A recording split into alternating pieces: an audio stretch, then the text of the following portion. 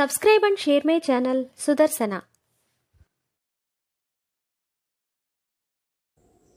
ఓం శ్రీకృష్ణ పరబ్రహ్మణే నమః. శ్రీ గురుభ్యో నమః.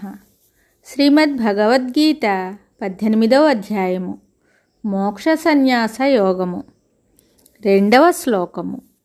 శ్రీ భగవానువాచ కామ్యానాం కర్మణాం న్యాసం సన్యాసం కవయో విదుః సర్వకర్మఫలత్యాగం ప్రాహుస్త్యాగం విచక్షణాః. కామ్యానాం కర్మణాం న్యాసం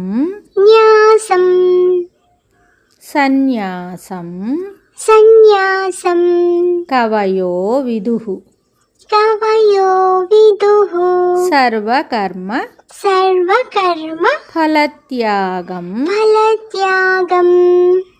ప్రాహుస్త్యాగం విచక్షణాః. కామ్యానాం కర్మణాం న్యాసం సన్యాసం కవయో విదుః సర్వకర్మఫలత్యాగం ప్రాహుస్త్యాగం విచక్షణాః. ఈ శ్లోకమునకు భావము శ్రీ భగవానుడు చెప్తున్నాడు.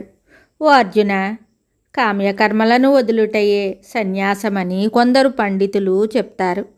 మరికొందరు పండితులు సమస్త కర్మల యొక్క ఫలమును విడుచుటయే త్యాగమని చెప్తారు. గీతయందు సన్యాసం అనగా సమస్తమును విడిచి అడవులకు పోవుట అని చెప్పలేదు.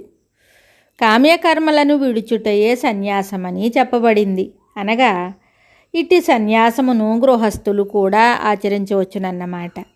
నిష్కామ కర్మలను ఆచరించువాడు, కామ్యకర్మలను విడుచువాడు సన్యాసియే అని అర్థము. అట్లే సమస్త కర్మల యొక్క ఫలమును విడుచువాడు అతడి ఏ ఆశ్రమమున ఉన్నప్పటికీ త్యాగియే అవును.